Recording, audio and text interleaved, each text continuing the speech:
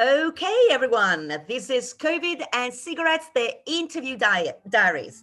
This is Nicole Garbellini from Aurora Theatre, chatting with actor, director, and acting coach from the Roger Simon studio, Roger Hendrick Simon himself. So Roger has had years and years of experience in acting and theatre and directing and much more, and he's here today to tell us all about it. So Roger, thank you for being here and welcome. Thank you, Nicole. Boy, I wish you were my agent. That's a hell of an intro. That was great. Of course. Least I can do. So let's begin talking about your background, which is like incredibly impressive and really varied. You worked in the US, you lived and worked in the UK, you worked with actors like Samuel L. Jackson and more. So how did it all start? Tell us how you became like a young actor and director and you got into the whole thing that led you into building your own. I don't feel, in a way, I ever started because as far as I remember, I was always in it. And that's because I think my family are all artists. And going back to even my grandparents, not all of them, but a number of them were artists as well. So I grew up in a family of artists. And when you grow up in the business, you don't even sometimes think about it. You just naturally, you're an artist, or you just kind of keep going with that. And so there was never any question in my mind that that's what I was going to do. And I did it right from the very beginning. As a schoolboy, I was in the plays, and my parents, my father was, for many, when he was in his 20s and 30s, he was in New York working for Walt Disney as a cartoonist in the days when a lot of that work was done in New York and then shipped out to Hollywood. And he did the cartoons for Disney, and also for Screen Gems, he did all the titles in the days when titles were designed, Paramount Pictures, where you don't have the film and the titles going simultaneously like today, but you actually had designed titles. My dad designed titles for Paramount Pictures and Grantland and Rice sports films. And he designed for Radio City Music Hall when it opened up. He designed the first program. And he also, when he was a young man, he was a concert pianist, a professional concert pianist. When he grew up in in the South. He grew up in Montgomery, Alabama, where he was born. And then at a very early age, he moved to Columbus, Mississippi. And he was being groomed as a pianist. And Paderewski used to tour the world looking for prodigies. And there's somewhere, I don't know where it is now, but there's a picture of Paderewski kissing my father on the forehead when he was about 10 years old. And he asked him, he said, "You must come north." And they brought him north. And so my father was always an artist professionally. He wound up as he wound up as an industrial designer and was able to support a family quite well. And enjoyed, I think, being a businessman in the end. But it was always in art.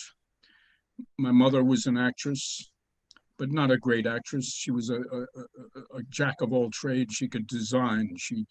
She was actually kind of a backstage kind of person more than an actor. And we have pictures of her with Ethel Barrymore and Burt Lytell and Tallulah Bankhead and all the greats in the 30s when she would do summer stock and even a Broadway show. And so all of that was in my background. I grew up with it. And we lived in New York City. I was born in the early 40s, right in the Second World War. And I don't remember any of that until around 1949 or 47, really. But I do remember we went to all the concerts. You know, we went to see all the. I was brought up with classical music, as my father had that as his background. Although he gave up piano professionally, he hated performing. He would get sick. He really had not. He didn't have the stomach. He didn't like playing for people. I always thought he was a wonderful musician, but didn't want. Didn't like that pressure of performing, and so he used his talent elsewhere, designing, and he did all the cartoons and covered Broadway for the New York Daily Mirror in the 1930s. And we have books of every opening night in 1930 he would cover, like Hirschfeld and the Times did. Did the same thing for the Daily Mirror, and a young man did the byline with him. A young man named Walter Winchell used to work with my father, and so that was my background. And in school, I was always in the plays and what have you, and that kept going through high school. And finally, I had to go when I chose college. I actually made the decision. I knew what I wanted to do, but I didn't want to do it. I said, I want to do it the right way. So I'm going to go to a place called Middlebury College in Vermont, which is a co-ed, very small school. And I'm not going to major in drama because I know that soon I'm going to go into it and I'll go to Yale Drama School. I knew exactly what I wanted to do. So I said, I'll be a liberal arts guy. So I went to Middlebury College and nearly flunked out because I was spending too much time doing drama and theater. And I was a history major, and one of the professors called me in one day and he said, Roger, do you want to graduate? I said, well, that would be nice. He said, well, you're not going to unless you're spending too much time over there at the drama. You seem to be enjoying that, and why don't you major in it? I said, oh no, I would never major in it in college. It's not serious here. These people take it for easy credits. I don't want to. He said, well, let's put it this way. If you're going to graduate, you better major in drama. So I did. For the last year, I switched into drama, and I mean, it was not much there other than I enjoyed it. But I got into Yale Drama School in 1965, and within 2 years, Robert Brustein, the critic from the New Republic, all of 37 years old, won the George Jean Nathan Award and was offered the deanship at Yale Drama School. He came up and he sort of changed our life because he formed the Yale Rep Company, which is a professional company, and it's still in existence. And I was the first guinea pig that he chose to go into that company, and I felt very fortunate. And I was also, for a young man, 24 at that time, making so much money being in the Yale. I didn't know it as a single guy, and it was like heaven. And I was working in that company for 1 year, 67, 68, and getting a chance to work with people from the Royal Shakespeare Company that he would bring in, people from the National Theatre from London he would bring in. I was on the stage with Ken Haig. I was directed by Clifford Williams from the Royal Shakespeare Company. And all of a sudden, I was really having collaborations with really top artists. And many of them, because they were from London, I became more and more interested in the British theater because they would talk about it. And so at the end of the year of Yale Rep, that I was the first graduate to go into the Yale Rep, Brustein said to me, well, that's the end of your year. And so, that's it. I'm bringing somebody else in. That's a tradition. We bring in one graduate, to join our professional company. He said, but don't worry, Raj, because I just got back from Wisconsin. There's a place out there called Lawrence University. And guess who's going to be the new head of the theater department at Lawrence University? And I said, what do you mean? He said, you, Roger. I nominated you and they would love to have you. I said, Bob, I'm 25. I'm 25 years old. Wisconsin? Yeah, it's a wonderful place, Lawrence University, and the security, and you'll be the head of the. I said, Bob, what am I going to teach him? He said, what do you mean? You've been at Yale? I said, Bob, I've been in school all my life. I have nothing to teach them other than what I've got from school. And he said, what are you talking about? I said, Bob, I want to be a professional and continue working professionally so that then I have something to teach them. And I really appreciate your offer, but thank you, but no. Mm. And I knew that I was turning down a very secure job, and I had nothing.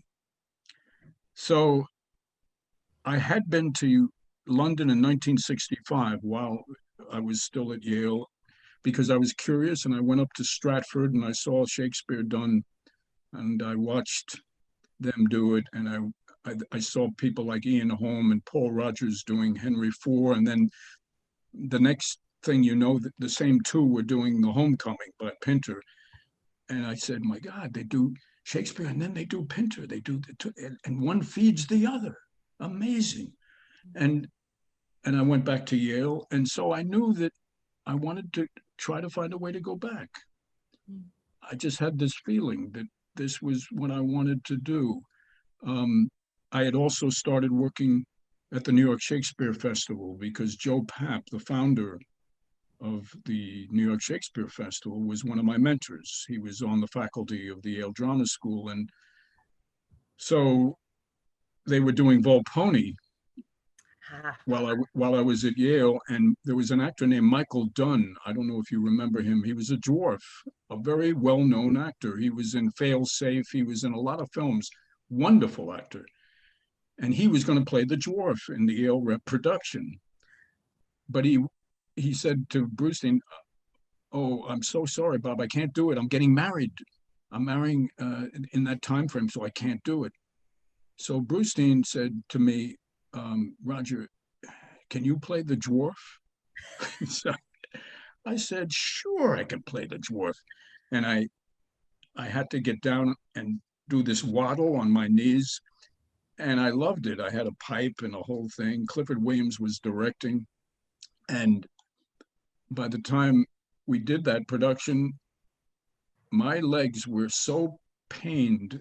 I had thighs that were absolutely just red with pain. I couldn't, and opening night, I didn't know if I'd make it because I was waddling around like this. So I went over to they said go over to the gym. I go over to the gym, and there's the whole Yale football team in the sauna getting ready for the Harvard game. And I walk in, and all these guys 3 times my size look up at me and go, "What do you want?" And I said, "Well, you see, I'm in this play."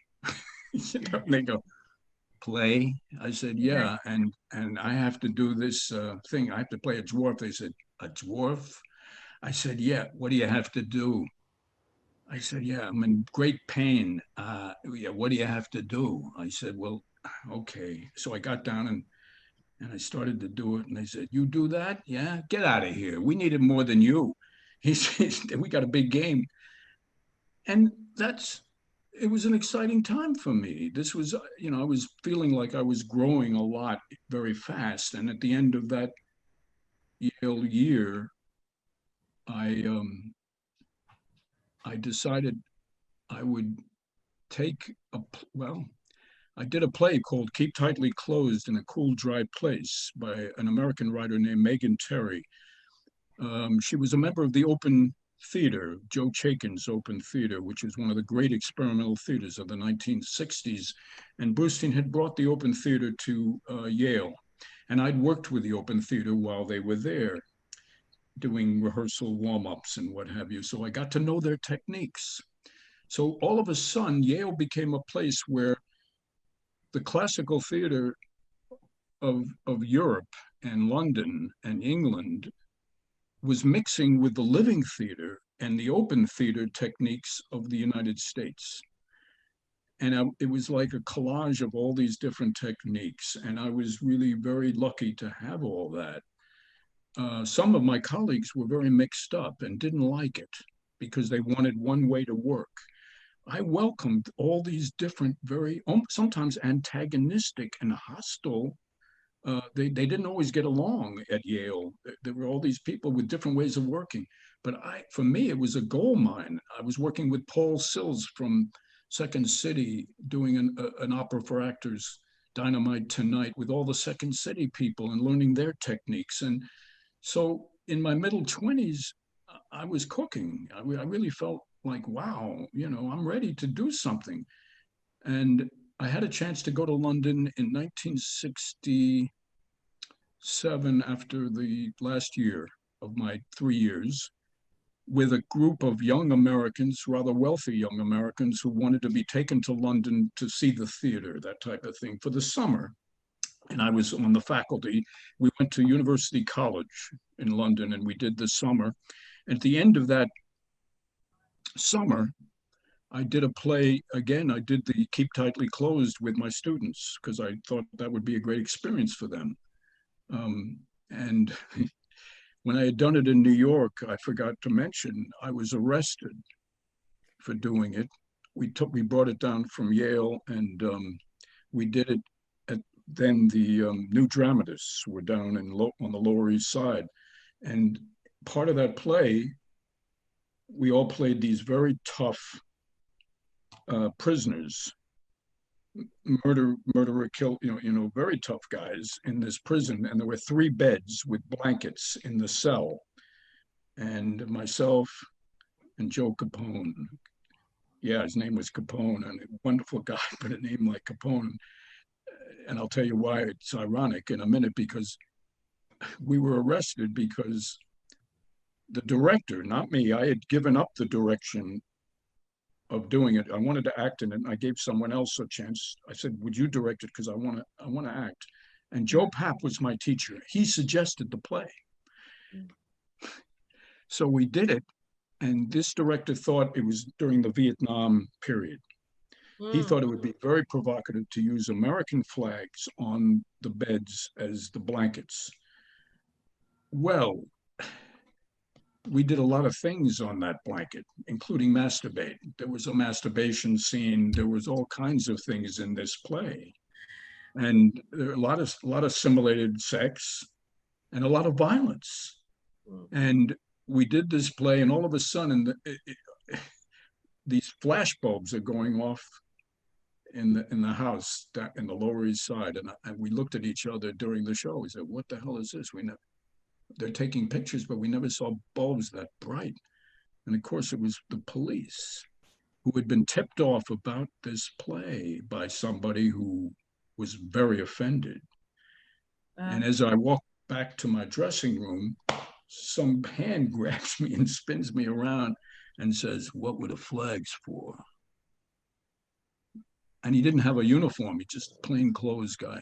I said, "Well, for a lot of reasons. Who are you?" He said, flashed his badge. He said, "I think you'll come with us." And they took us down to the precinct. My grandmother, with her mink coat, waiting downstairs, sees her grandson being taken by the police down to the precinct.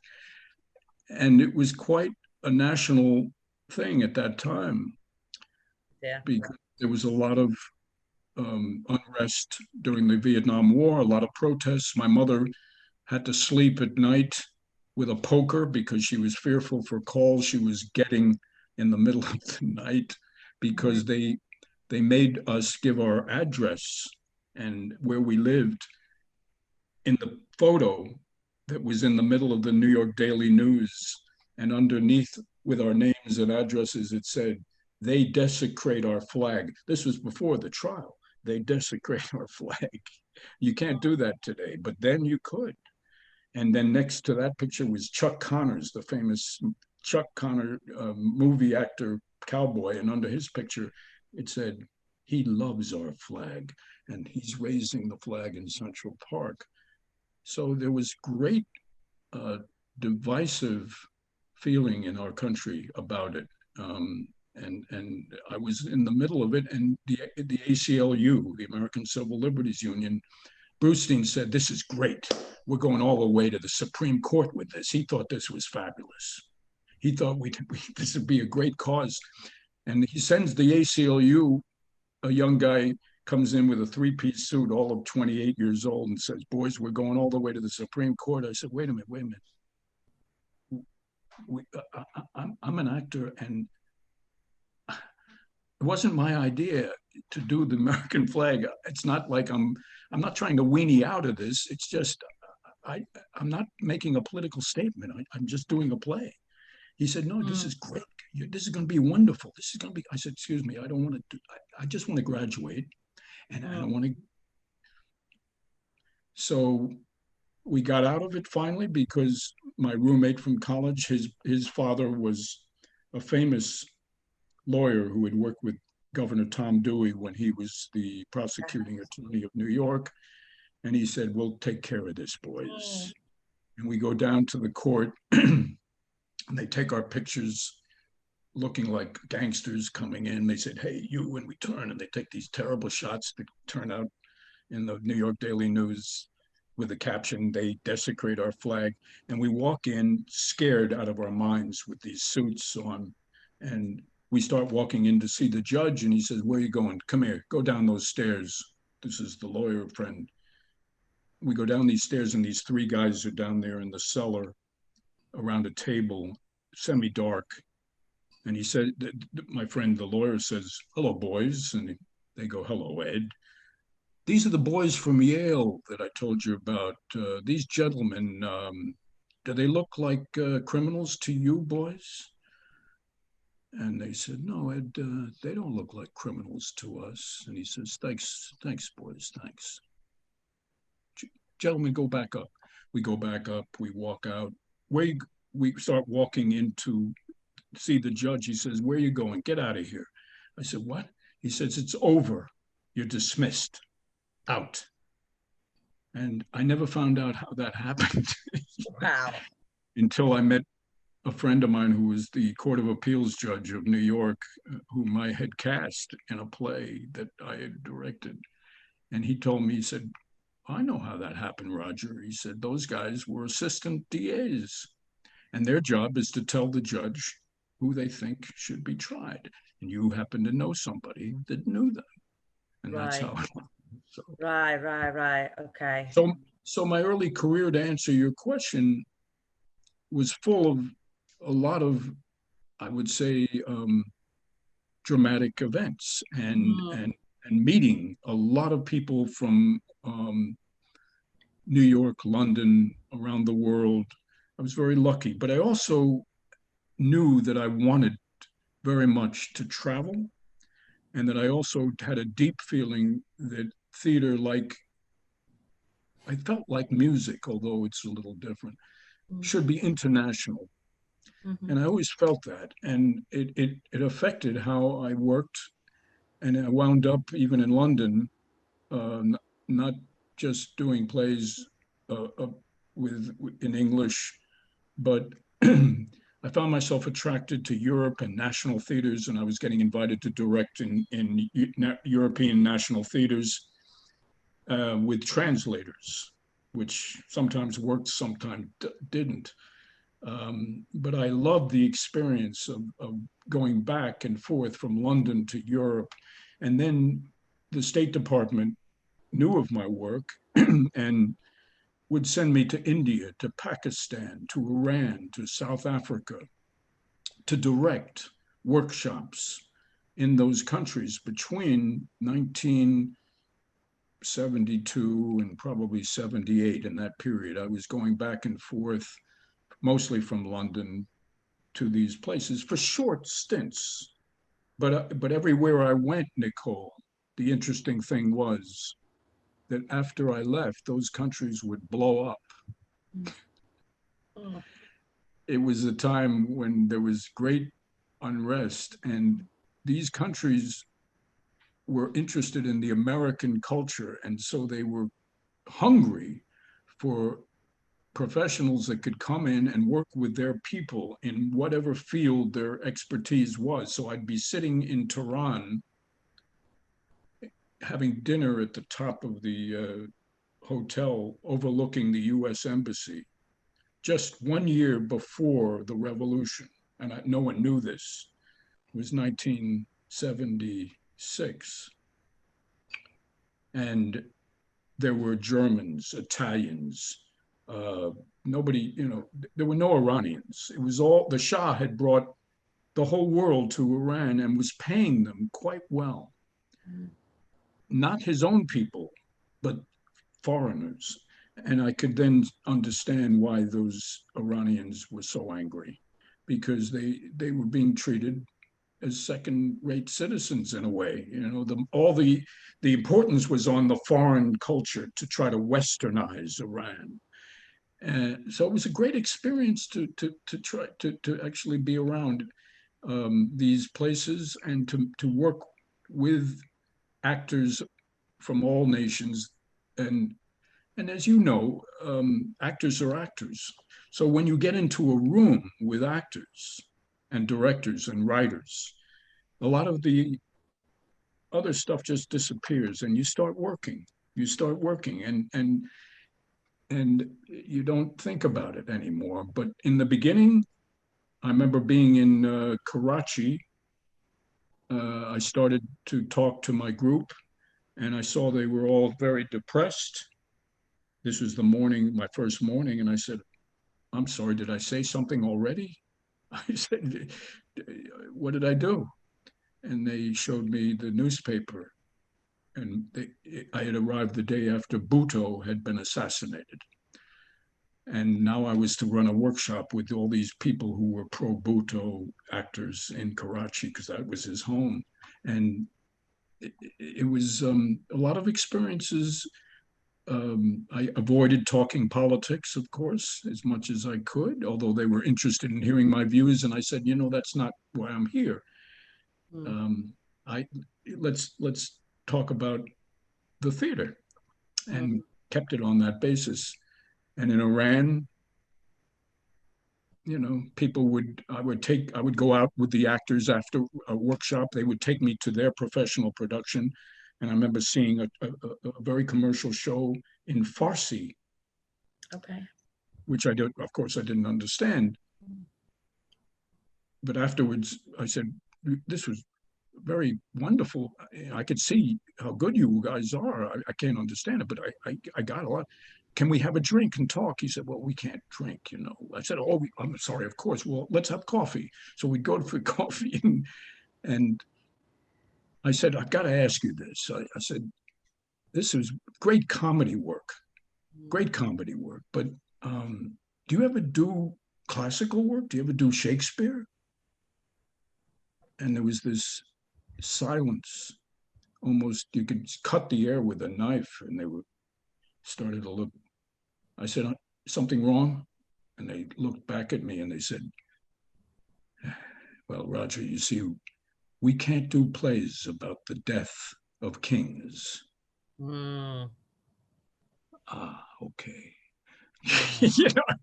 And okay, well done.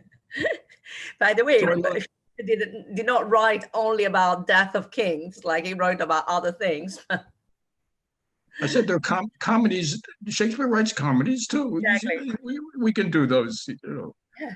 So that was my background, and I feel like my background is still going. Yeah. I feel like we're still kind of working on my background to kind of, rather than this is where I finally got to. Because if you're into training, which I am and have been since I was young, I just was always attracted to teaching what I do rather than just teaching.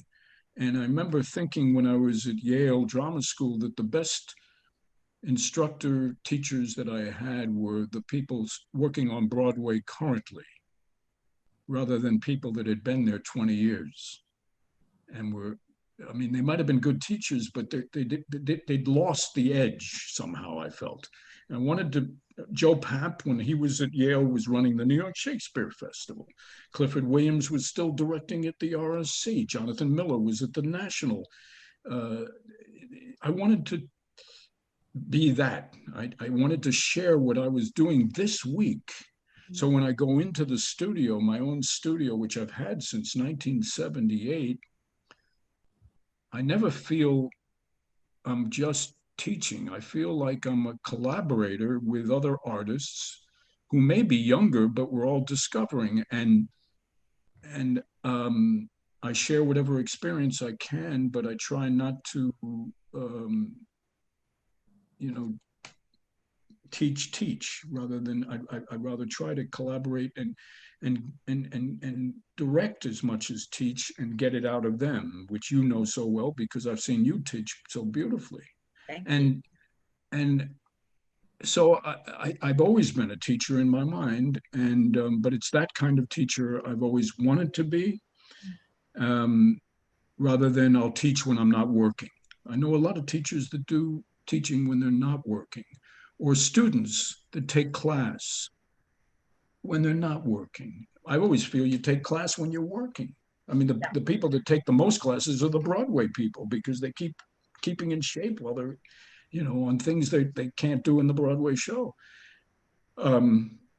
And this festival, this Aurora festival that you're doing, and thank God you're doing it because, you know, nobody else is doing something like this. It's an international event. I mean, yes, it's okay. It's we don't want to blow it out of proportion, but the point is the work is what's important. And you're bringing all these people together and from different countries. And, you know, and this to me is the ideal way to work as an artist and to teach.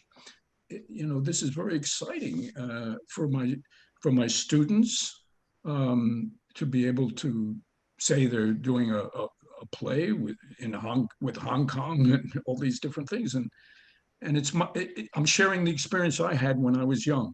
I want to bring that to them and let them enjoy that, particularly at a time when nobody can talk person to person. It has to be on Zoom, but at least now we can do things internationally because of Zoom. That, you know, in New York at my studio there when I teach, I couldn't have all your people come, you know, like we can on Zoom to be guests in our studio and what have you. And we so this is it's just I felt very lucky that I was able to visit China. I always wanted to visit China, and I missed the boat. I wanted to direct in China. I didn't quite get that. It's one of the places I never got to direct. I have friends that did. So my daughter, who is a ballerina still in her middle 30s and had been with American Ballet Theater and the Joffrey Theater in Chicago, now is freelance, and she was cast in An American in Paris, which traveled to China, and she was in that company, and she was understudying the lead, and she said, "Dad, why don't you come?" So I said, "Yeah." So I came over, and part of the trip was seeing. We went to Taichung, where the run was ending, and then after Taichung, she said, "Dad, I'm going to take you to Beijing. I want you to see Beijing, and then I want to go to Hong Kong." I said, "Yeah, I want to go to Hong Kong," and of course they told us, "Don't go to Hong Kong. Please, Roger, Yeah, don't go to oh Hong Kong." gosh, oh dear Lord, because last year was all about the protests, of That's course. right. That's So why we when didn't do anything last year either, because actors could not go from A to B. No one dared to rehearse. No one dared to book any space because what if we get shut down? So, and Zoom was not a thing. So no one was doing anything. We were like, no, 2019 is not the right year, but 2020 will be the year. How wrong. Right. We And did of it, course, in different ways. well, of course, when we heard "Don't go," Abby and I said, "We're going. We're You going, know, we're go. going to go." When they said "Don't go," we said, "That's why we got to go." Yeah. And you know, we had a wonderful only a few days. Mm. You know, we were only there 2 or 3 days, and that's how I met Miss Nicole Garbellini, because I couldn't even meet her because the day we were to meet was the day the plane was going back to New York, and You had a plane to catch that day. Yes. but because, you know, again, I think when you travel and you're curious about other cultures and you want to, things like this happen. The festival happens because Yes. of that. And I always tell people, you got to reach out, you got to be curious, you have to kind of connect with different things. It's not going to come to you. You have to go out, and then it might come. Yes. So True. That's very true. And we were so grateful to have like your team from the Roger Simon studio. Like we've seen this bunch of really talented, really dedicated people who are actor, directors, playwrights. Sorry. Um, and every time that I get invited to your online classes, I see this huge dedication and this huge commitment to develop to work together to develop something. And thank you. every time I watch you, I get wired. I watch you like at 5 in the morning, 6 in the morning for me, of course, like at 6 p.m. where you are. You know, I go like, right, 5 in the morning. Yes, I need to do this. Yeah, I'm up. Yeah, I'm good. And then I Well, watch. I'm like, I, wow.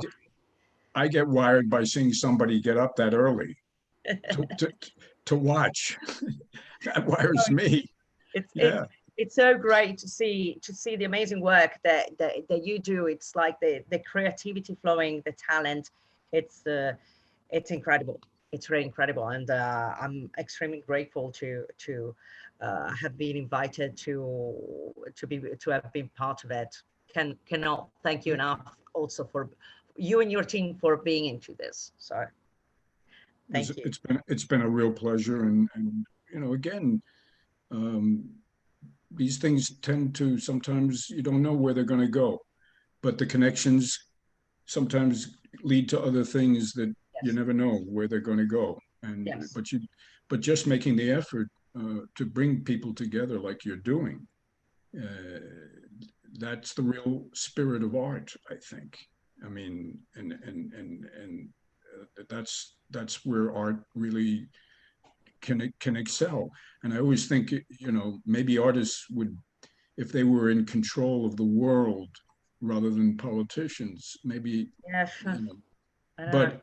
but maybe we can't do that, maybe. But at the same time, the spirit of bringing people together and communicating, uh, if more people could do that and cross cultural things and political different ideas, and so many people can't talk today. There seem to be so many barriers, and Mm, so it's so important now that we really practice listening and trying to understand each other, which seems to be at an all-time low, at least in my country, yeah.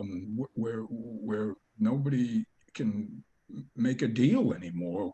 Nobody can cross the other side, Republicans and Democrats. It's ridiculous. So, and the people get hurt because of it. So Yeah. it's an important time for the arts. It always is, but I think now it's really important that we show the way, um, and try to make things happen and cross barriers and continue Mm, to do that. And, yes. Yes. Absolutely. So, and talking about the festival, COVID and cigarettes, let's talk about your performance. So, you performed in It Is What It Is, written by Michael Donahue, and you were directed by Christy Greenfeather, and you had a cast, like a mixed cast, actually.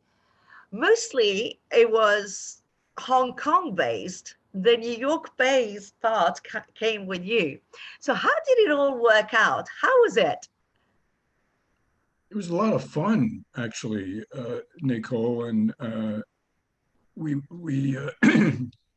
you know, we didn't have that much time. Obviously, it's only a 10 minute piece, But I thought Christy did a wonderful job, and we had a very talented group of people. We worked together, I thought, really well. And Michael Donohue's a talented comedic writer. And I thought it gave us an opportunity to really play. You know, it's a very playful, incisive though piece that it makes its point. You know, like good comedy, it can be dangerous comedy, and it makes its point. You know, it's not just a piece of fluff. It does make its point. Yeah. Yes, yes, indeed. You weren't smoking for real, were you? I'm sorry. You weren't smoking for real, were you? You pretended. What were you like? Did you or you didn't? It's not clear from the camera. I Good. thought Well, I hope it's not clear because we tried to, you know, I tried to. We thought about what could we do. At one point, I tried to find some chocolate cigarettes, you know, ah but we decided we'd have to use our little bit of little dramatic license and just seem like we're smoking. But then the character, by the way, probably would also try to. Maybe he couldn't smoke himself, and yet he's trying to advertise that smoking's great. And maybe he doesn't really smoke at all himself. He just kind of makes people think he's smoking. So I kind of yeah, yeah, yeah. like what Well, like what actors do. They try to justify their choice, even if it's crazy. You know, they just say, "Well, that's hope." sure. Absolutely. And so when you watched the final cut, which was presented to you on the 7th of November at 9 in the morning, Yes, New York that's right. time. Yeah, yeah, How was yeah. it for you? Like, how did it work? Did you enjoy it? Were you surprised? How did you feel about it? I felt very good about it. I really enjoyed it, and I thought the cast was very well cast. Um, and I had a great time watching. You know, sometimes you don't. Sometimes you go, I should watch. Maybe we should have done this or that. But I thought for what it was, it worked. It worked all right. It really worked pretty well. I thought it was hilarious. I thought it was so funny. Really, really, really fun to watch. And did you have the chance to also watch the others? Did you have the chance to watch the other plays? I did, and they're very diverse, Yes. which I think is also wonderful. Even though they're all trying to cover COVID in some ways, so there's a Yeah. theme.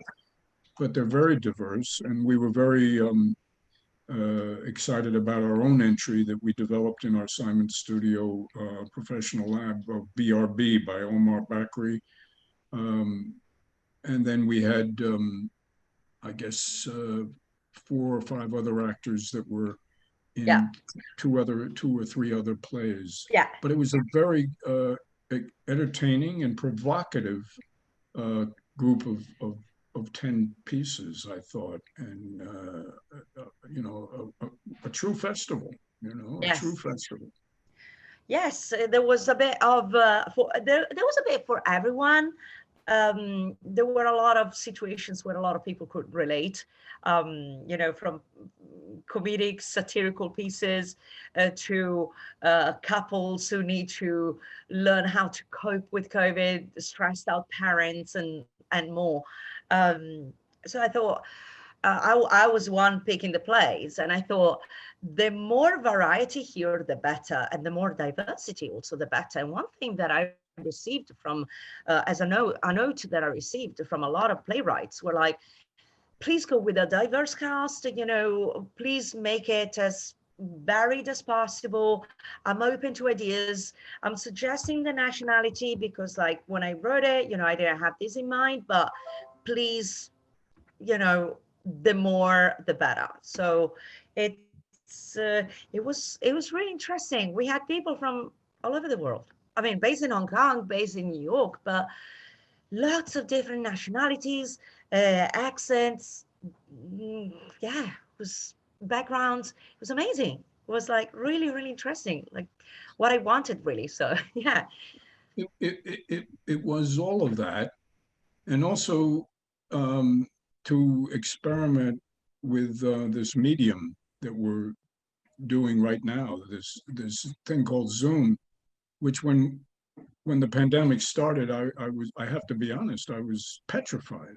I really, I'm not very technical, and I knew that the only way I could keep my studio going would be to do Zoom, and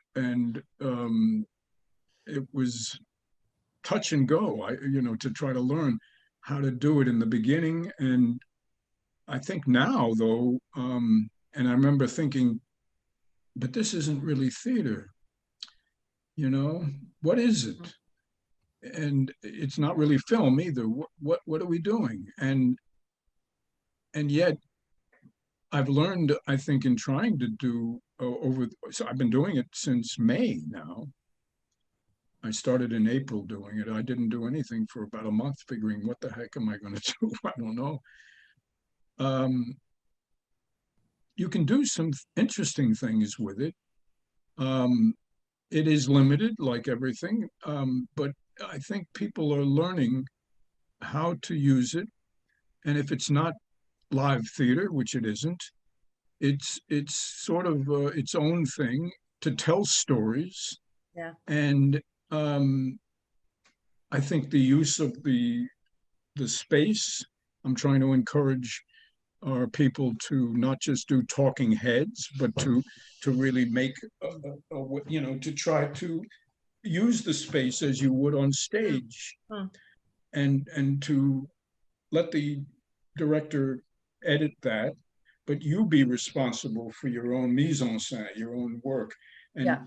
and to be conscious of creating pictures all the time rather than just doing a monologue. And what does your head do at a certain point, and what kind of an effect? So in that way, it's very close to cinema. When you act in film, you really, particularly close-ups, it's up to you to create the picture. The director really doesn't. You have to kind of, when they say action, it's you doing things like this, at the beginning, or drifting back at a certain point, and then or coming in, that heightens the drama. And so for my teaching, I'm trying, and directing, I'm trying to encourage people to learn how to use the medium more, and uh, close to what you do when you're doing film, where the director counts on you to provide that close up and gives you might give you a note or two, but you have to bring something to the table about what you're going to show visually. Because Yeah. a lot of actors expect the director to do that. And I tell them very few directors do that. They really expect you to come with that. Yes. And so it was very difficult. I thought in the beginning, and scary, because we'd get cut off. And in class, people are paying for classes, and then I'm going, oh no, this is going to be a nightmare. But I think we're getting used to it, Nicole. And I think this festival, there's a lot of variety visually. BRB, our play that we developed in our lab class, is more of a kind of cross between a play and a film, in the sense that I encouraged Omar to use close-ups, which you don't do in theater. But since so many now streamings are happening of the National Theater, of the RSC, there's so many productions being streamed. And of course, Hamilton, the musical, is and in those productions they're using close-ups. They do. And They do. We had the chance twice this year to watch the National Theatre live at the cinema. We were lucky, really, really lucky. We watched two really good plays. We watched the Lehman trilogy, and which was directed by Sam Mendes and written by an Italian playwright, Stefano Massini. And then we managed to watch Fleabag, and they both had close-ups, because especially in the Lehman trilogy, it's like 3.5 hours show, and it's three actors doing everything, doing all the characters. And with the close-ups, they really brought the thing together. Like, they're really elevated, because like you are like, it's strange to watch the National Theatre, because like you are in the cinema, you are in the theater, but it's screened. So you are in the theater, but you're watching a movie in a way. So it's a bit strange for the first 5 minutes, then you get into it. But the close-ups really brought you in. I think you have to use them because in the Yeah. theater, it's an experience where you're sitting with other people. You're never totally unaware of those people you're sitting with. That's part of the experience. Yeah. And and also you see the whole theater, and I mean you're focused, but you're aware, I think, that it's a theater. And here you're just looking at a screen. Mm. So it has to be like a film in a sense that you got to get closer to it than in the theater, where you might be even in the balcony, but you're watching in the balcony. But part of the fun is you see the whole theater as well as the stage, so you're enjoying you're seeing the box seats up there, and you feel like you're part of the whole building in a way. Yes. And Yeah. here there's no building; it's just what this screen is showing. So it is more cinematic in a way, and True. you have to combine the theater with that.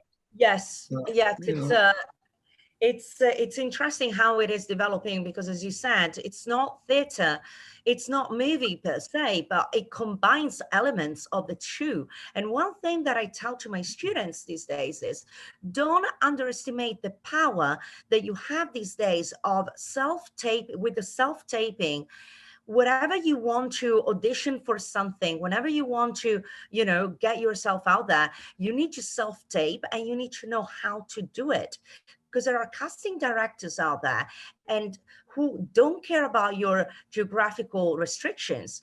You can do it anywhere in the world and say, okay, what is this person doing? Like, it's you in front of the camera, who needs to make decent, interesting choices for them to say, okay, this person, like, I'll put this person here in among the 10, 10 tapes that I will watch again and screen through, rather than 300 tapes. Nah. So sure. it's you got to nail that. I think the reality also, Nicole, is what you're saying not only is true now, but when we supposedly get back to quote the norm, unquote, whatever that will be, which will not be norm, it's never going to be the way it was, I don't think. And part of that not being the way it was is once we are able to get into a room with more than three actors without wearing masks, I think Zoom will still exist because people are getting used to it. And also, I mean, just the idea of, film festivals, for instance. Film festivals, we used to, I mean, we still do. They're all over the world. But all of a sudden, film festivals are now going online because of the pandemic. Yeah. And why would people want to spend, I mean, to fly somewhere and then the expense of hotels to go to a place when, unless it's Cannes there are a Sure. few that you really have to go to if Sure. you get in. But a lot of these festivals may close because they can't if they continue live, because people aren't going to want to go to these Yeah. smaller festivals.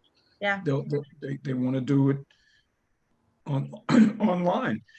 So I think we're going to have to get used to it, whether we like it or not, Yeah.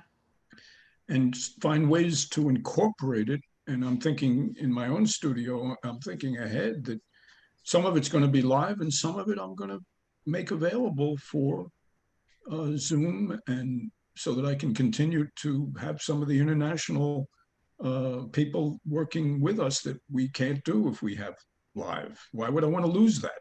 Why would I want Yes. to lose it? Yes. That's true. So talking about COVID-19, of course, like as you said, you were affected by the fact that you were not able to meet up face to face in person at the studio. How, were there other ways that you were affected? Well, financially, sure, Mm, but not that badly. mm, You can't charge for class on Zoom what you can charge live. I don't think it's not fair, mm, but luckily, I would say we didn't have to pay rent. Luckily, mm, we were very lucky that way. right. So my rates, of course, you bring down so people can afford. A lot of people are out of work, Yeah. uh, and you can't just survive by charging what you normally do. And I just made the decision that whether it didn't matter. I mean, I thought the work was the most important. You can't just stop, and so that has always been my main thing. Keep the work going every week, um, whatever. Just have a place where people work every single week, Yeah. and that how valuable that is for any actor, writer, director to be able, I think, to have a place to go where they can try things that they can't do anywhere else and wouldn't dare do anywhere else. And so that was the important thing. I felt it was just I didn't know what was going to happen. No one knew. No one thought it would last as long as it has. No one. Mm, So I just said, well, I'm not going to wait. I knew people that are waiting still. I have people saying, got it. Raj, I would love to be there, but I don't want to do it on Zoom. And I respect them. I Mm, understand. mm, But I feel if you're in the theater and you're in this business, you got to keep those juices going. You can't yeah, sit around somehow. waiting. Yeah. So that to me is the main thing. Keep the wheels going, and you find a way to survive. Yeah, It's not, if you can't do it the way you used to financially, you don't. You do it differently. But the work has to be there. It has to go. It has to keep yeah, going. yeah. That's What is the first thing that you will do when COVID is over?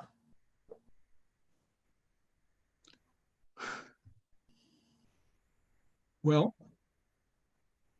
I really don't think I'm thinking about it, and I don't think there's anything that different that I will do when COVID is over that I'm not doing now.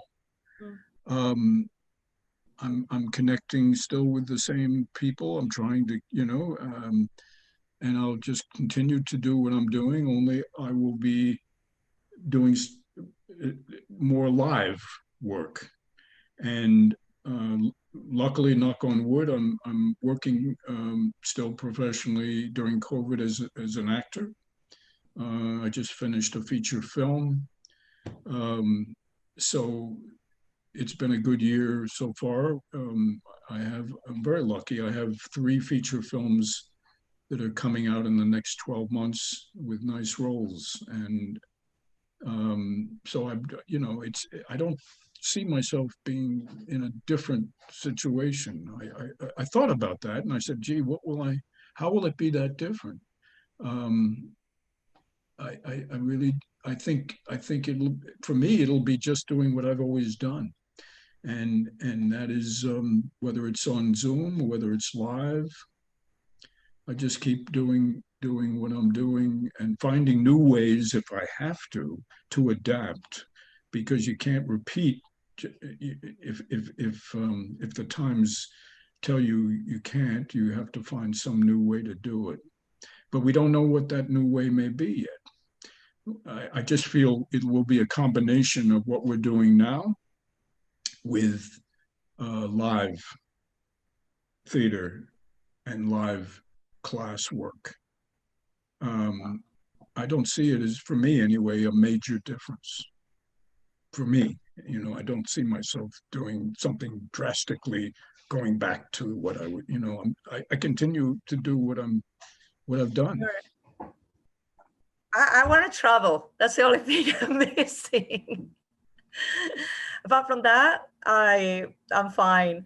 But I agree to what you say. Like, we had to adapt. We were forced to adapt into this new thing, and because we were forced to do that, it doesn't necessarily mean that it would be a bad thing. It would be very interesting to see how it evolves, because to me, I could see a lot of positives here. Yes, we do miss the theater. Yes, we do miss being in the room. But look what we're doing. Like, you're in New York, I'm in Hong Kong, we're working together. That was not possible before, because it would have been too expensive. It takes too much time, takes too much effort, and no one has the resources for that. I mean, if it was like, okay, we're going to do a place from New York to, I don't know, Connecticut, to Vermont, or even California, okay, maybe we can do that. But New York to Hong Kong and vice versa, No, that's odd. So no, that's right. If we think positive, there are advantages we actually have now that we didn't have before. yeah, And it's easy to say, hard to do, but thinking positive is very important always, and yes, particularly now, particularly in this period. I agree. Especially like, it's so important to, these times are tough. They really hit people, like physically, mentally, emotionally, and so forth. Keeping positive is hard, because it's much easier to say, no, I don't want to do this, leave me alone, but eventually, like, pays off better. And if you show positivity, if you give positivity, you will receive positivity, whatever that is. So when you were saying, like, when you were telling your actors, so you've got to be out there first, and then something eventually will come. Well, that is so true. Know that everything will come all the time and it will be great. Sometimes it will be, sometimes it won't. But we've got to make the effort first, because eventually we will get something in return. And not doing it is so much worse. I think that's why I've always set my studio up, Nicole, as a laboratory rather than a class Mm, in the conventional sense, which means I've always had classes in my studio that have actors, writers, and directors all together, rather than having actors in one class and directors in another, and right, because the interaction of those three mediums directly relate to the work that they're going to do outside of the studio. Actors don't work by themselves. They work with writers and directors, and vice versa. The directors can't work without actors. So to learn the language of talking together and interacting is how you make theater and film. And actually, commercially, that's how we network also. So I say to my actors, those of you who think you're actors in this class, think again. You're producers. mm, You mm. produce, and you should be thinking as a producer. You're not waiting for the phone to ring. You're you're putting your own projects together, and this studio gives it that opportunity. Don't ask me to spoon feed you. Go find one of the directors. We have writers. Mm. Let's then bring something in that have some thoughts about that, rather than waiting for somebody to give you things as an actor. You're going to need that to survive. You've got to, the best actors that I know that have survived, or most, they won't tell you this, Mm. many of them, but they produce their own things, even on Broadway. They don't put their name up there, but there's a reason that show got to Broadway. Those actors produced that project in some way by bringing the funds to it or what have you. And they didn't just wait for the phone to ring most of the time. And I mean, the great actors also have their own production companies. They pick their own projects at a certain point. And I think it's not just when they're famous that they do that. They should do that when they're young. They should learn how to be entrepreneurs. And so I've set the studio up as a kind of laboratory where that Yeah. can happen. And so I find that the actors learn by being part of the development of new scripts almost more than they do when they do Edward Albee or Shakespeare, because most theater is about new work. Yeah. And so not only making those network connections in the studio, but being able to learn how to work with something new that's never been done, and not knowing whether it's really succeeded or not. It's never, it's never been done. That is so important. And you know so yeah, I want everyone to realize they cannot count on somebody giving them a job. Yeah. They really, and I'm talking about the most talented people, Yeah. Yeah. can't count. They're the ones that survive are the ones I think that have learned or been able to put their own things together. Mm. And I feel that that's the most important aspect of our studio, that they collaborate all the time rather than just actors, and then Yeah. just writers, and then Yes. just directors. And I try very much to keep that going. But it is a three-ring circus, and sometimes it gets a little crazy, I will say. It's you know You know, gotta risk you know it. it's not the easy way to do it. No. It's also, frankly, not the best financial way to do it, because there's a reason that when you go to university and there's acting one, and then acting two, and then acting three, and then there's writing one, and then there's writing. Mm. They all say, well, you see, it's all about your development. And no, please, you make more money because you can't take acting two unless you take acting one, no matter what, even if you're that good. Exactly. So it's a business. And I Of always course. say they're always shocked. People are shocked when I say, this is a business, folks. No, I no, go, it's I I it's a agree. business. I And agree. yeah, 100%. and It is a so big business. if you put everybody together like I do, you're not going to quite make the money you could make if you had just the writing laboratory, and then Yeah. but it's the way I believe you get the most out of the training. Yes, I agree. I've got one more question for you, which is like very wide considering your experience and everything. But Roger, tell us, do you have a favorite play or a favorite playwright? Um, I'd like to say it's the play I'm working on now, but that wouldn't be entirely truthful. There are always times that you're not quite sure about the project you're working on. But I would say that there's a group of playwrights rather than one I keep coming back to. I come back all the time to Shakespeare, which is ironic because I kind of didn't like Shakespeare when I was training. Hmm. I was intimidated by Shakespeare, and all through high school and in college, and even at Yale, I did very little Shakespeare as an actor and a director because I, frankly, never liked learning lines, and Shakespeare lines are very hard to learn. Vicious, I'd say. So it took me a long time until I got a chance to direct Taming of the Shrew at the Folger Shakespeare in Washington. That was the first time, and I was 37, which isn't exactly young. I'd been through, all this, and that was the first production, and I fell in love with it. I fell in love with it.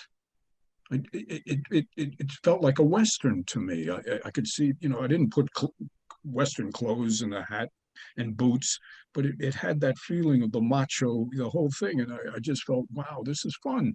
And so Shakespeare, I keep coming back to because I think I always feel it's the best. Hmm. If you can do the best, I think you can do anything. I always feel that. And people tell me, yeah, but what does that have to do with film work? I go, what do you mean?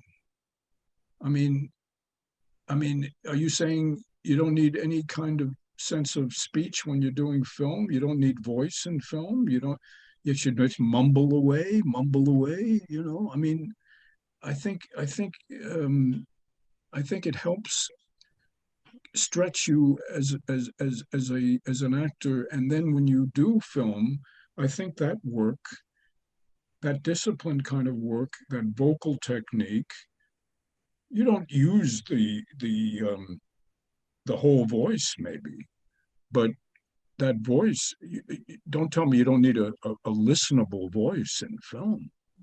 I mean, spare me from actors that have tiny little shrill voices in film. I mean, you know, I mean, the best actors I know in film have very good voices, and you just grow in every way by working on Shakespeare. I also like to go every year to Mr. Tennessee Williams, because he combines poetry with realistic, natural Yeah. things. But that mix of poetry and natural, to me, is the best theater. To me, the theater is poetic. There's a music to the theater. Too seldom actors get that poetry. They can get natural, but they don't bring the poetry to the words often. And I think to get the balance is a challenge. The best actors, I think, can get it. So Williams, Tennessee Williams, I had, I won't say total pleasure, but I had a great experience actually working directly with him when I was directing a play called Creve Coeur for the Spoleto Festival. And it was a rocky time, but it was a great time.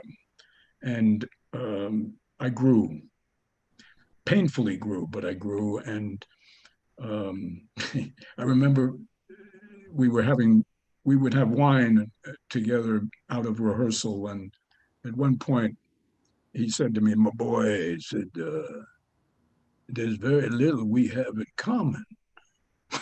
And I said, "Well, that might be true, Tennessee, but the fact is, my father and you, believe it or not, grew up in the same town in Mississippi. You're the same age in 1910. He said, "Is that a fact?"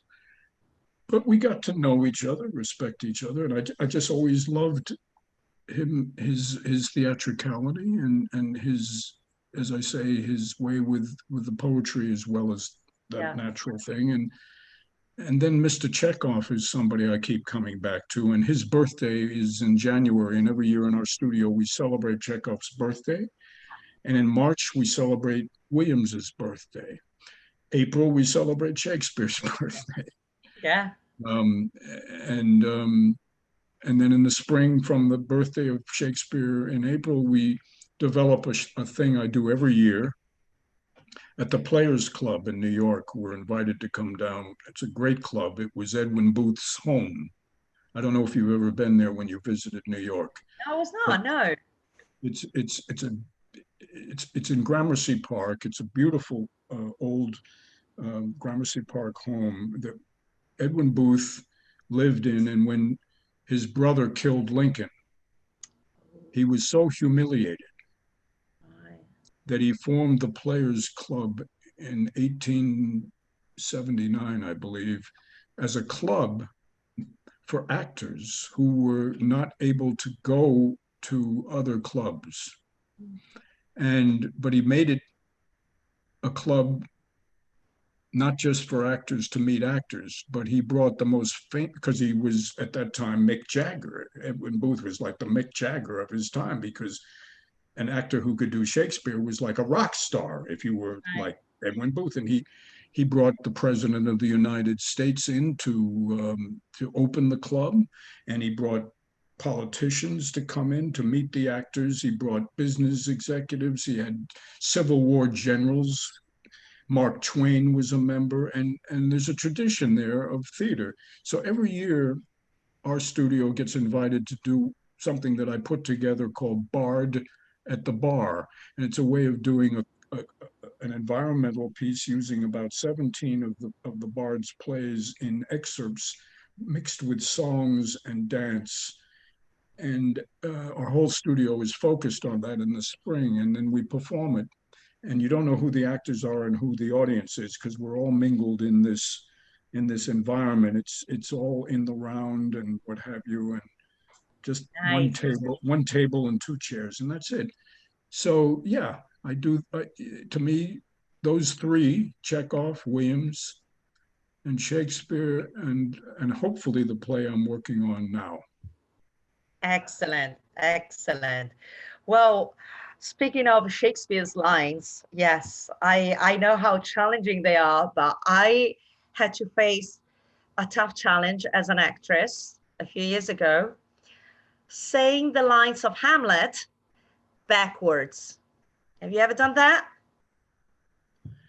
Yeah, except That is when I great. speak when I speak them forward, it feels sometimes like I'm speaking them backwards. So So so great.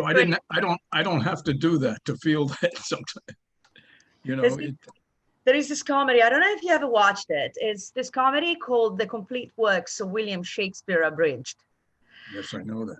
Yeah, I know. Yeah, three actors doing yeah. all the plays of Shakespeare in 90 minutes. So it's basically like a workout. And Yeah. then it's like the second act is basically Hamlet. And there's like this, it goes on the whole piece, well, abridged, of course. And then they go fast, faster, and backward. So we had to learn the fast version, which is like super snappy, and then do the same but backwards. Oh my God. Oh my That God. was like among the biggest challenges that I've ever faced as an actor. I think that was one of the biggest, if not the I, biggest. I would be totally intimidated by that. Yeah. Yeah. So yeah, we Wow. met it because Yeah. like for how do you learn that for days and days and days? I just listen to my voice recorded going backwards. Wow. Wow. Who made you do that? Well, that was my pick. I'm the creative director of the company, so I make the picks. And there was one of our actors coming to us, just having a chat as we were doing actually a job over Christmas. And it was me, him, and another young actor, and we were just like really hanging out together, like we were working, but we had like this good chemistry and everything. And one of them said, we should do Shakespeare Bridge together. And then I remember watching it like a few years before on YouTube. And I was amazed. I'm like, these guys are beasts. Like, this is something we will never be able to do in Hong Kong. It's impossible to find that, these people. Well, you know what? Never say never. No, Never, of ever course. say never. Because what you needed for that play was like really good chemistry between the three people. And then, of course, like a lot of willingness to experiment, to have fun with it, and to enjoy. And if you have fun, the audience will have so much fun. And that was it. So it was one of the best works we've done. I'm very proud of it, but it was like really tough. Great. Yeah, you've done a lot of a really diverse group of challenging works. I've looked at Mm, your repertoire, and you really have covered a lot of the off-Broadway great plays. I know, and English plays from London and what have you. But yes, yes. great.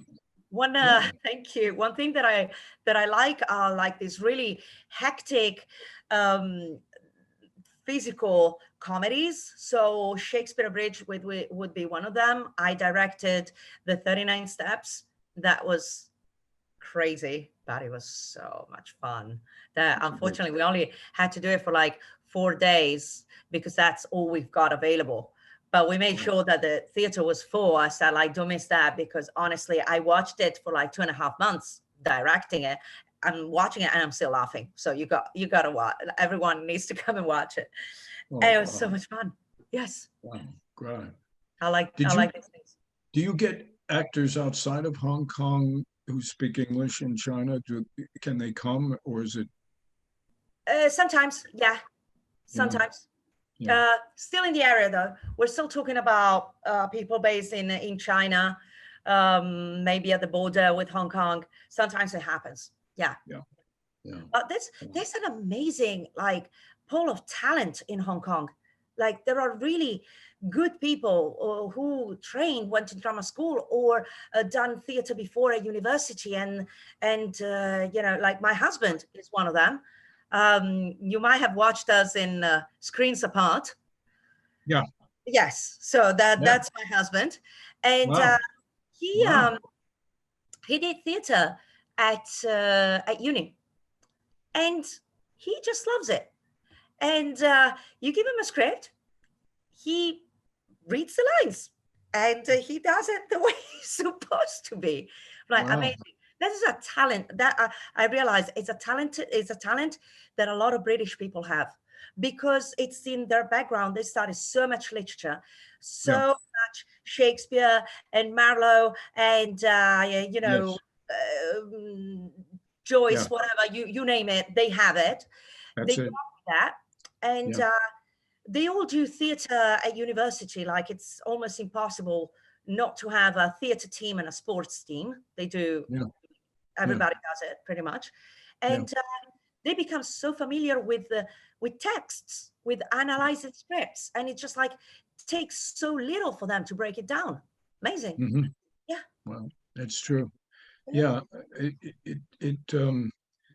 I think Americans are catching up a bit, and have for the last 25 years. I remember when I was young, all the voice teachers, it seemed, were from London and England. And most of the directors that were directing at that time, the big productions, were all British of Shakespeare. Right. And the training, I feel, over here now has really caught up.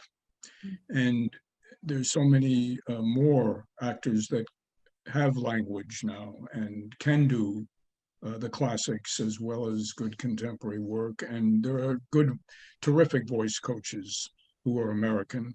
Yeah. And bravo! I'm so, I was so upset that I remember in LA when I was out there. I formed a group called the Los Angeles Theater Center Classical Theater Lab because Ken Branagh came to Los Angeles at that time. This was 1999 or 1998, I think. Yeah. And no, it was 1989. And he had his company do two Shakespeare's in rep, and they played in Los Angeles, and they were supported by all the American funds. And I remember going, and I'm a big fan of the British theater, but I remember going and saying, wait a minute, are there no Americans that can, I mean, are we just supporting the British? And I mean, is this what we should do? And I wrote a letter to the LA Times. And as a result, I got called in by the Los Angeles Theater Center, who asked me to form a classical theater lab for Americans, which we did, and it's still in existence. And I still direct them through Zoom from New York. They're in their 30th year now. But we always had an inferiority complex in our country. Until I would say about 20 years ago, we started to say, we can do this. Absolutely. Yeah. Absolutely. I trained in New York, and the training in New York was absolutely phenomenal. It was fantastic. I learned so much, and it was like so much exposure of different ways of approaching things, of approaching a script, of understanding characters and so forth. It was amazing. That really opened my head, my mind, everything.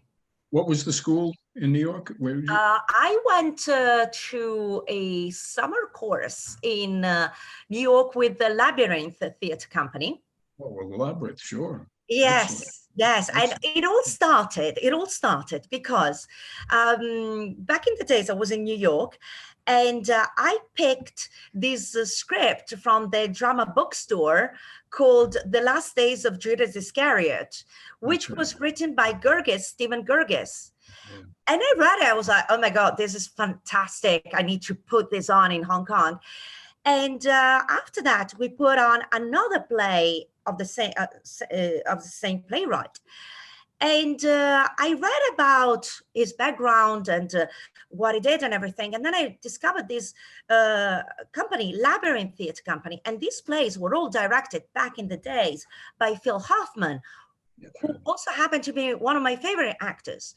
So I looked them up and everything, and I see that they do courses. And I'm like, okay, I'm applying. And that was so unfortunate. Well, I mean, I got in and everything, and it was like the best time, one of the best time of my life. But that year was the year that Phil Hoffman died. It was 2014. And he was one of the teachers that he never missed a year, ever. He would go every year to teach. So I could have had him. I could have had him in the training, and unfortunately he passed away. So it was really unfortunate. Everybody was like feeling very emotional about it. But regardless, it was like a great experience. And I connected with, that was my first connection with New York.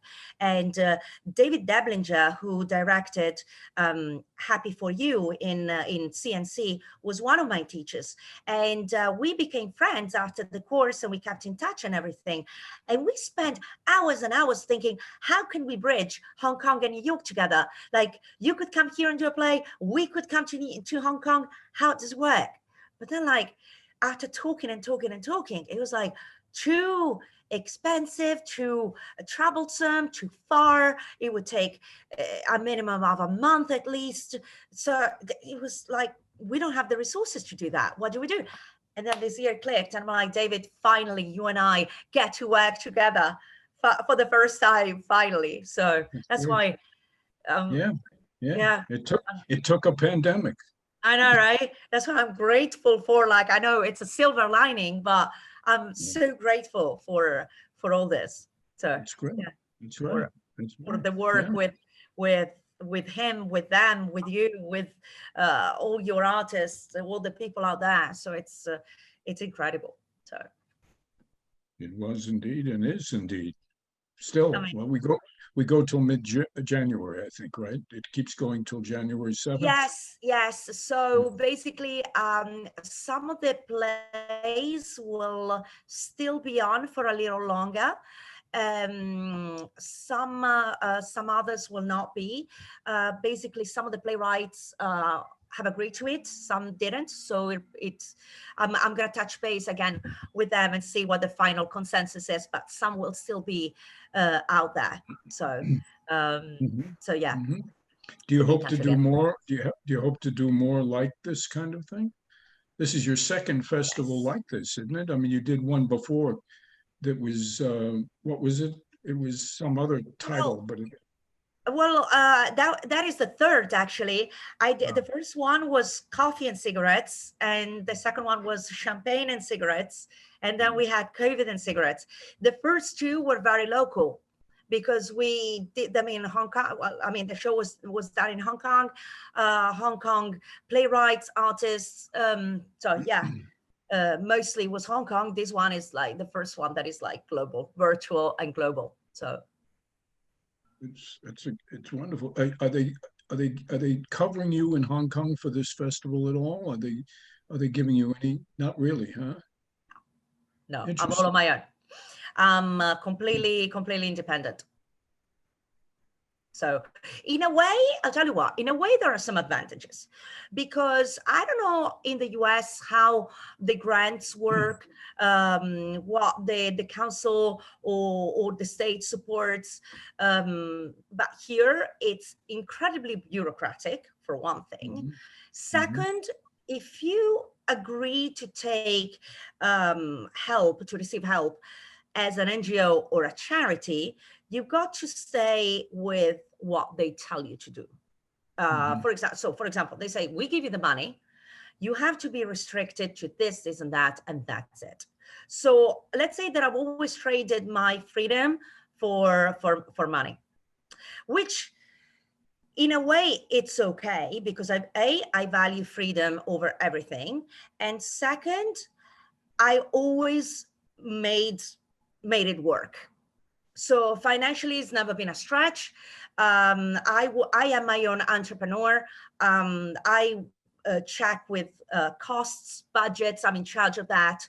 So it was possible to make plays, make theater happen. It was possible to have it sustainable. It was possible to go out there and do things, and that was never in 10 years it's never be a problem. So the support, the local support would have been very nice, but it wasn't essential. Right. So yeah. You're I'm too on my own. independent. You're too independent. Yeah. Yeah, it works. I mean, it would be nice, but since we don't have it, okay, fine. We'll do it without it. We can still do it. Right. Yeah. So You make it an advantage in your own way, you know, that others who are part of the system can't do. That's what I guess you have to do. You know? Exactly. Yes. If you can. Yeah, I mean, like there are also a lot of advantages to be part of the system. Of course, you're bigger. Of course, like you don't have to worry about your own marketing. You don't have to worry about filling up a theater. That's all done for you, which is amazing. But on the other hand, you lose on the other side. So I'm okay in Hong Kong. I think I'm okay. When I move to England, we'll see how it goes.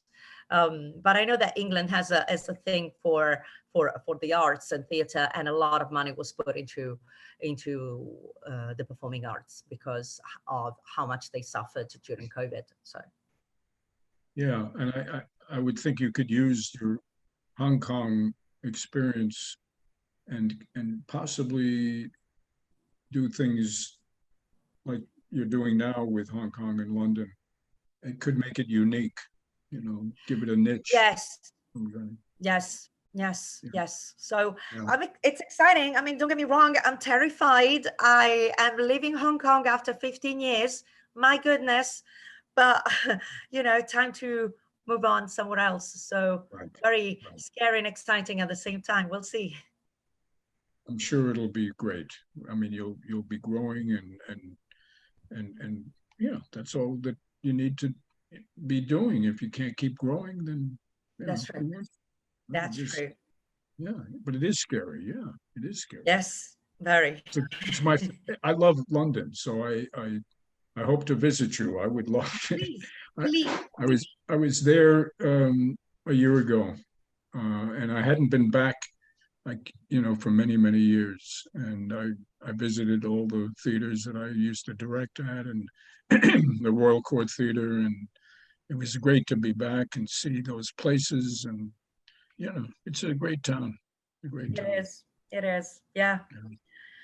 Well, Roger, thank you so much for being with us today, for your time, for your wonderful stories. It was so, you know, fascinating and inspiring to hear all of this. So thank you so much for sharing it with all of us. And I really hope that, you know, I'll get my students to watch this, because like I want them to listen to what all you said, and you know, they always hear it from me, but they need to hear it from somebody else. So this is great. Thank you so much. I really thank you, Nicole, again, not just for tonight, but for all the work you did to put all this together, and for the inspiration and the idea. Fabulous. Continue upward and onward with Aurora. Thank you. London, Aurora, UK, and Aurora, HK. You know, let's keep it both going. Yes. Well, thank you everyone for being with us today. That was the Interview Diaries, and we had Roger Hendrick Simon with us. Roger, thank you.